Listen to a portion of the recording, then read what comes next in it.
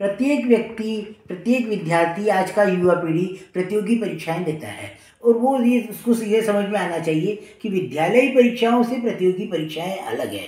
उसको ध्यान रखना चाहिए कि विद्यालय की पढ़ाई एक सामान्य ज्ञान और अवबोध और समझ प्राप्त करने के लिए, कौशल विकसित प्राप्त करने के लिए हो गया है। इसलिए हमें विद्यालय का उद्देश्य अलग है और प्रतियोगी परीक्षाओं का उद्देश्य एक कुशल कार्यकर्ता, कुशल व्यक्ति और कुशल एम्प्लॉय, मतलब जो योग्य हो, सबसे योग्य हो, उसका चयन करना है।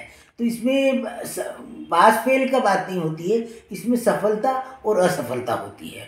तो एक डेफिनेट मार्किंग का पैटर्न, मतलब एक लेवल ऑफ मार्क्स डिसाइड कर लिए जाते हैं और उसके आधार पे ऊपर वालों को सफल और नीचे वालों को असफल बता देते हैं।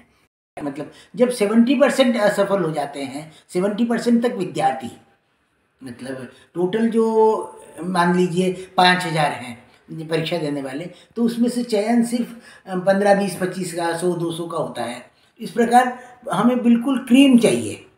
और यहाँ पर सामान्य एक व्यक्ति परीक्षा में, विद्यालय परीक्षा में तो क्या है कि एक सामान्य ज्ञान चाहिए, एक सकारात्मक, मतलब पॉजिटिव मार्किंग है तो उस पॉजिटिव को गिनते हैं, नेगेटिव नहीं होती है। दूसरा है कि विद्यार्थी, परीक्षक भी आपके परिचित होते हैं और ज्ञान देने वाले भी परिचित होते हैं और परीक्षा लेने वाले भी परिचित होते हैं।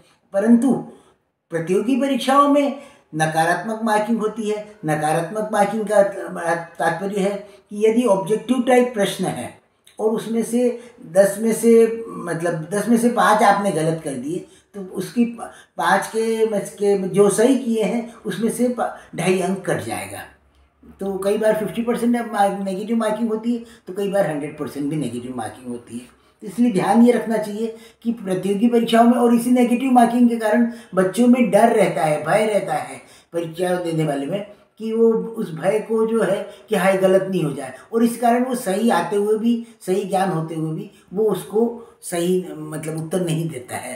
तो इसका ध्यान देखना पड़ेगा कि उन्हें कॉन्फिडेंस होना चाहिए, उन्हें पॉजिटिविटी होनी चाहिए कि मैं अपने ज्ञान रखता हूँ, उसके नॉलेज में कॉन्फिडेंस हो, और उसकी मोरल, मतलब नैतिक स्तर जो है ना, वो मोरल, परीक्षा देने का मोरल वो हाई हो, वो मतलब डरे नहीं या घबराए नहीं, इस प्रकार जो है होना चाहिए। प्रतियोगी परीक्षाओं का आयोजन किया जाता है, इसलिए बता रही, मतलब इसलिए हम चर्चा कर रहे हैं कि हम विद्यालयी शिक्षा से अलग लें। होता क्या है कि बच्चा 12वीं पास कर लेता है और उसके बाद प्रतियोगी परीक्षाओं को देना शुरू करता है, और उसमें जो है उसको लगता है कि मैं, मतलब असफल रहने पर वो निराश हो जाता है।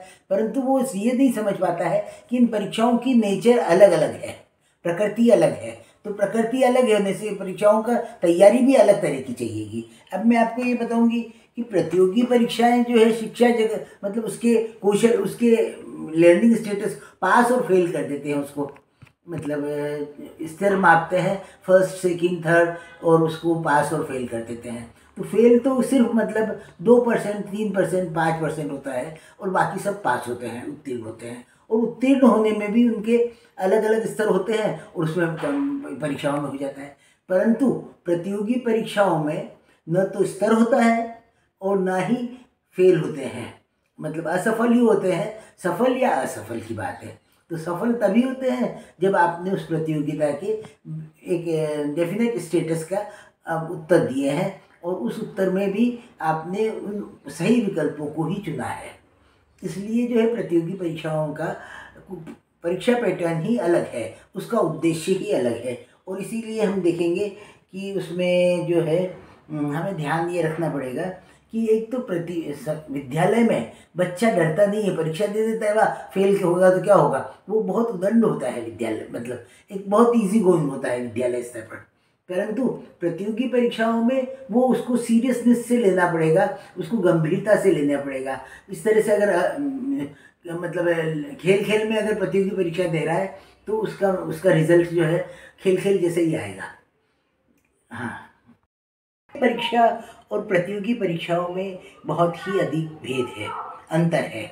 उनका उद्देश्य अलग होता है, उनका लक्ष्य अलग होता है, और उनकी पद्धति अलग होती है। इसका विद्यालय परीक्षाओं का उद्देश्य है कि बच्चे को एक स्तर को मापना, वो और उसमें ज्ञान भरना। परंतु प्रतियोगी ज्ञान बढ़ना, कौशल विकास करना, समझ विकास करना, इस प्रकार से जो है क्रियात्मक कार्य करना, इस तरह से जो उसका उद्देश्य है और उसी की परीक्षण होता है। जबकि प्रतियोगी परीक्षाओं में हम व्यक्ति को एक्सपर्ट, उसकी ज्ञान का स्तर मालूम करते हैं, उसके जीवन का ज्ञान प्राप्त करते हैं और इस प्रकार हम चाहते हैं कि हमें एक परफेक्ट कार्यकर्ता मिले। तो कार्य